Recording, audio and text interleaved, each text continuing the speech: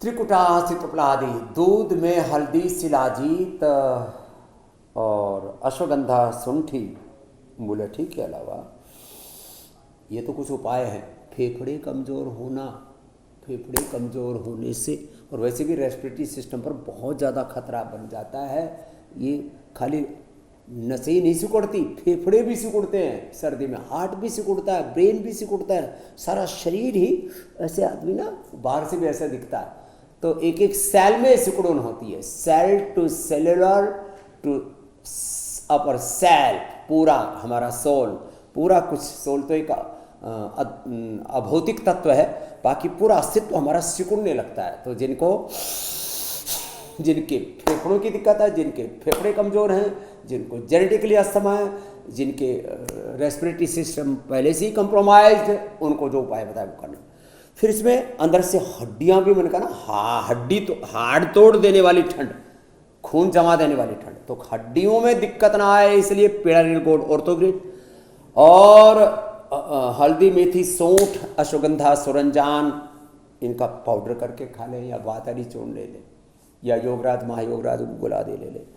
तो ये ठंड का ना असर फिर स्किन के ऊपर आता है, तो एलोवेरा जूस पी ले, एलोवेरा जेल लगा ले, एलोवेरा जेल में थोड़ा सा ये बादाम रोगन मिला करके लगा लें, तो इस प्रचंड ठंड में भी उसका बुरा असर नहीं होगा।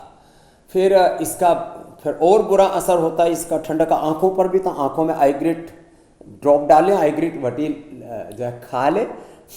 इसका बुरा असर ठंड का जो है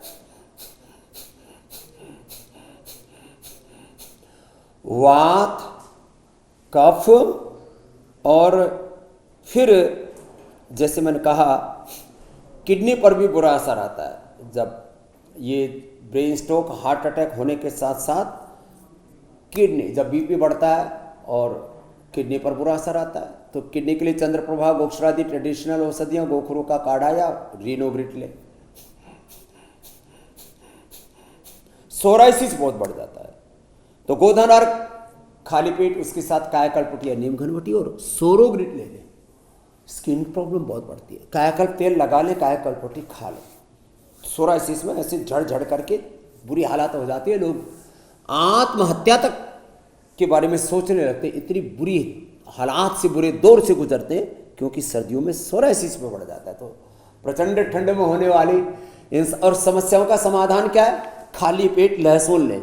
हमने कहा जो है कोलो गार्लिक, इससे कोलेस्ट्रॉल भी कम होगा और गार्लिक के कैप्सूल ही बना दिए, ये बड़ा अच्छा है। तो ये बाज़ार में भी मिलते हैं, पतंजलि भी तैयार कर दिए हैं। ये जो है लहसुन का तेल है, इसके अंदर लहसुन में तेल बहुत अच्छी मात्रा में होता है, तो ये लेने में इजी है और गर्माहट भी पूरी रहेगी। लहसुन आप ऐसे ही रात को भिगो करके सुबह उसकी गर्मी निकल जाएगी, खा लें, थोड़ा गाय के घी में थोड़ा भून करके खा लें। तो लहसुन किसी न किसी रूप में प्रयोग करें, और जो लहसुन प्रयोग नहीं करते वैष्णव परंपरा में और अलग अलग संप्रदाय हैं जैन आदि परंपराओं में, तो शिलाजीत के सरादे का प्रयोग कर लें। किसी का खून नहीं जमने देंगे, आज हमने ठान रखा है। और थोड़ा भस्त्रिका कपालभाति जोर से कर लें।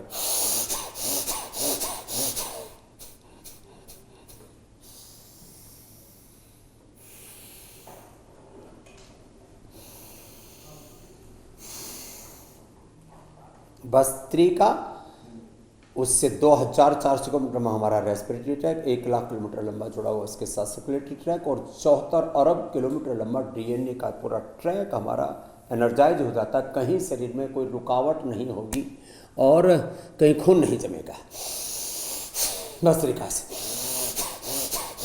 कपालभाति से अंदर का इस शरीर का हीटिंग सिस्टम ऑन रहेगा, और अनुलोम विलोम से पूरी 72,72,10,201 नाड़ियाँ, अष्टचक्र, नवद्वार, मूलाधार से सहस्रार तक सब कुछ जागृत रहेगा। और जिनको सर्दी ज़्यादा लगती है ना, उनको सूर्य भी दाएं से लिया, बाएं से छोड़ा,